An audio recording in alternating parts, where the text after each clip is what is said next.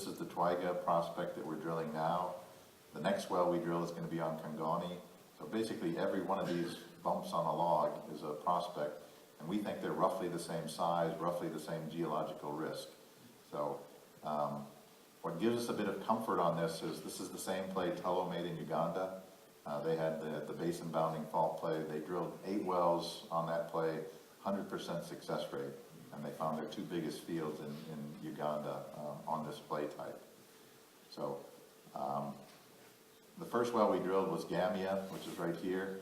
What's interesting to see on this map, this is a depth map, so the blue area is basically the oil kitchen. So that deep blue, that deep area there is where the oil source rocks are mature and generating. We see oil here. We saw oil in the old shell well, Lopero. We've seen a bunch of seeps on the surface here, so we know that this cooking pot is working. The 2 ones we're drilling now, Twiga South and then Kangoni right after, they actually are in the cooking pot. They have present-day oil mature sand source rocks around them, generating into the structures. So the oil itself, very good quality, upper 30s gravity, pours very nicely at the surface when it's warm. It is waxy though. If you let it cool off, it will turn solid. Obviously with the pipeline, we have to be very careful about that. We may end up with a 700-kilometer long candle if we don't keep it warm, but provisions are being made for that, and this type of crude does get transported around the world. Some people, those of you who follow the stock keenly may have seen we came out with a resource report in August. I think in general everybody was very happy about the big numbers that came out of that, and we'll go through those in a little detail. The ones they weren't quite as happy about was our Gamia contingent resource and prospective resource. Most people saw this number of 50 million and we're expecting a bigger number. I want to just spend a couple of minutes talking about how we got that number and what does it mean. This is not what we think the ultimate recovery of this field is. This is basically what the reserve auditors, third party Gaffney Klein, say that they feel very confident about and that they'd be sort of bankable 2C type reserves. So what they did, this is the whole structure here. They just took this little pink area here, which has a small fault through it. Now in the well, there's actually oil above that fault and below that fault. So technically we have tested oil from both of these fault blocks. But they feel comfortable just taking this area and using that as the contingent resource area, which is about 25% of the total area. They also did not feel comfortable putting the whole 143 meters of net pay in there, so they cut that down to 100 meters. And then in the up-dip portion, they called that prospective resources. They took it further there and cut it down to 50 meters of net pay. So when you add those 2 together, we get about 188 million barrels of recoverable. That's the way I would think about it now, but this number, once we test, could go up by 50%, i.e. go up to 75 million barrels. This number could quadruple if we prove 143 meters of pay there.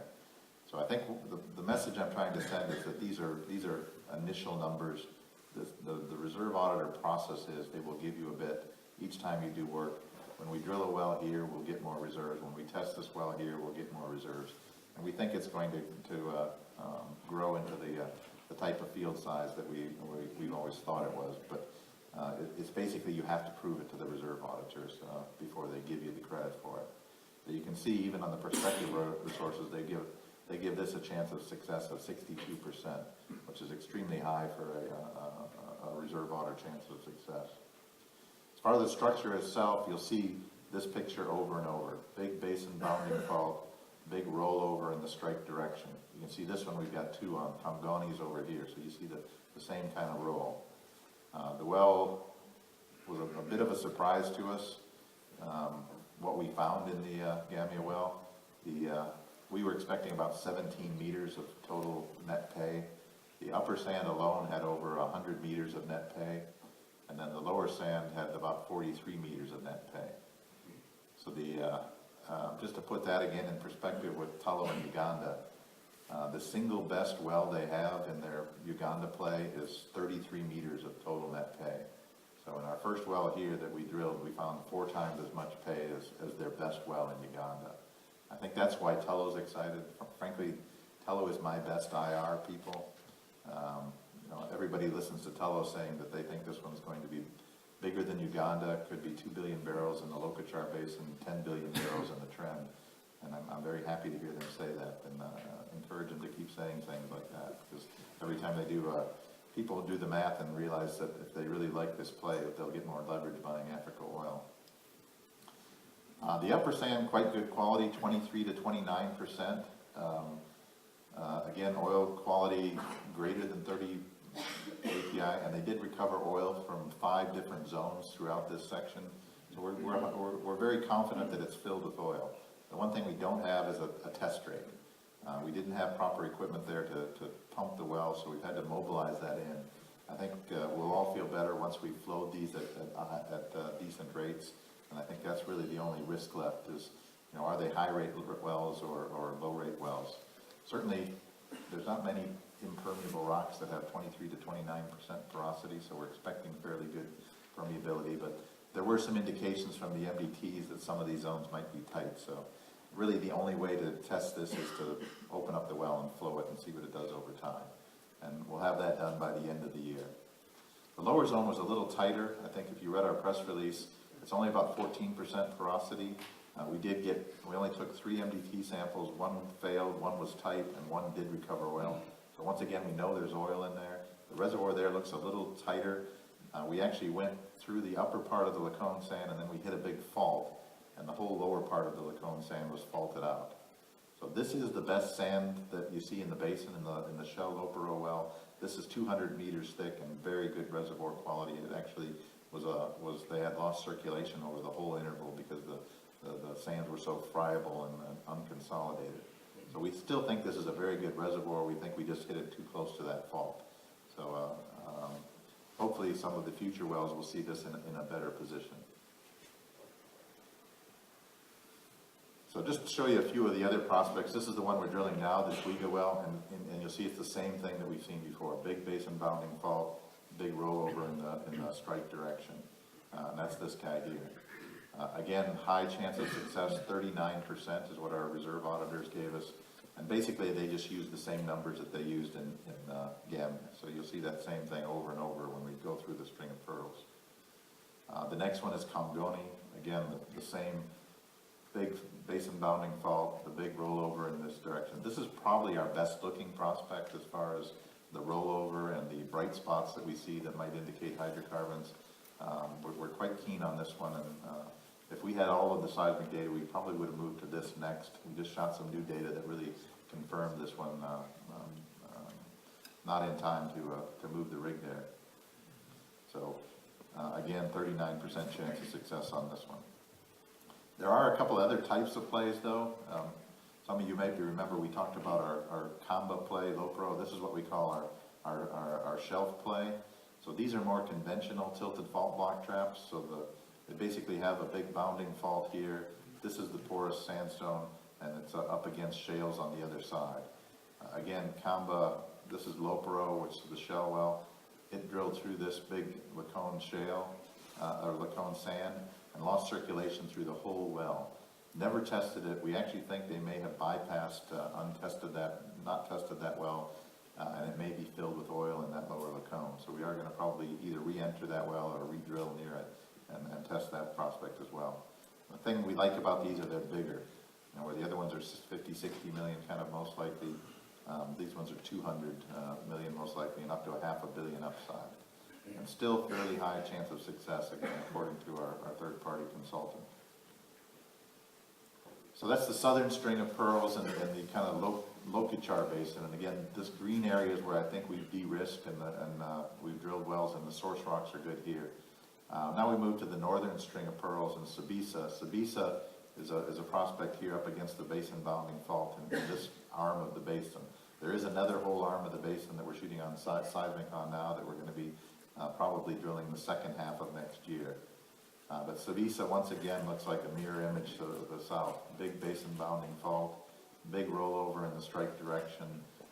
Here you can see there's 2 of them. There's Sabisa and Sabisa North. If we're successful here, we'll probably move fairly quickly over to the one to the north.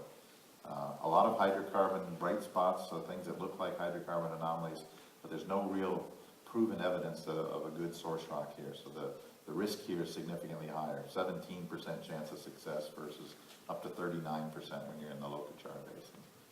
Again, about the same size, and that's not by mistake. They basically just used all the same parameters of Gambia, because there's no well within 500 kilometers of this, let's say 200 kilometers of the sun. So don't really have an idea what we're going to see down there. We're a bit shooting in the dark on this one. The string of pearls extends down into 10 BB, or 10 BA. This is an old legacy line here, and you can see there's a number of bumps on this. We've just shot this out. We finished all of our onshore seismic. We're processing it and interpreting it now, but we've seen a couple of these have matured into very good-looking prospects. We're quite keen to drill whatever turns out to be the best one of these sooner than later. So we move now to the second clay type that, what I would say the second most attractive, which is the Cretaceous. The Cretaceous is actually a continuation of the Sudan trend where over 6 billion barrels of oil were found. It comes down through Kenya into the Anza Graben and eventually opens out into the Lamu embayment in the Indian Ocean.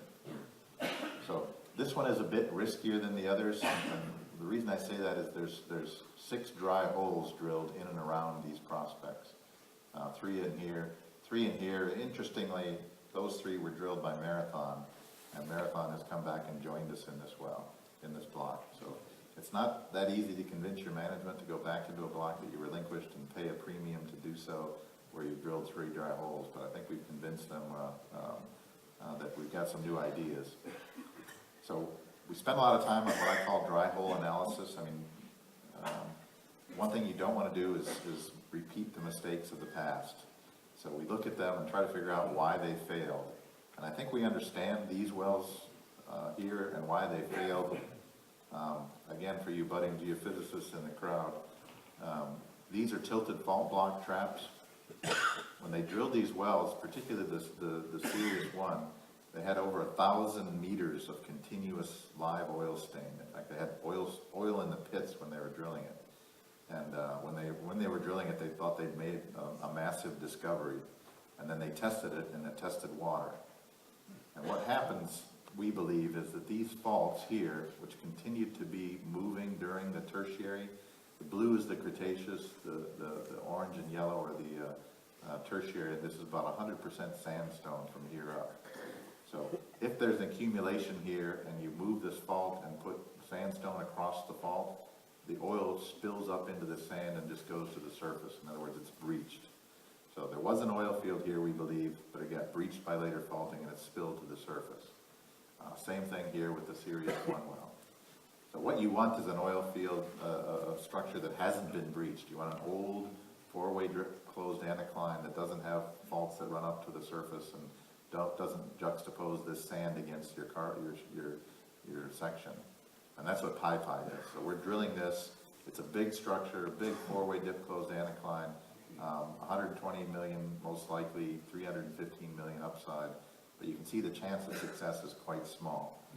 The Gaffney Klein gave us a 10% chance of success. I would probably say it's a little higher than that, but it's maybe 15. But this is a significantly riskier play. But if it works, we've got 4 more plays just like it here in this basin, and we've got 6 more structures like it here in this basin, including Kinyonga, which is the biggest structure we've got anywhere in our portfolio. This is like a little Mount Everest sitting under the Earth's surface. Again, a big prospect, 320 million most likely, 650 million maximum. They gave this one a slightly higher chance of success, I think, because they did see some oil shows nearby, and it looks like a bigger, more robust prospect.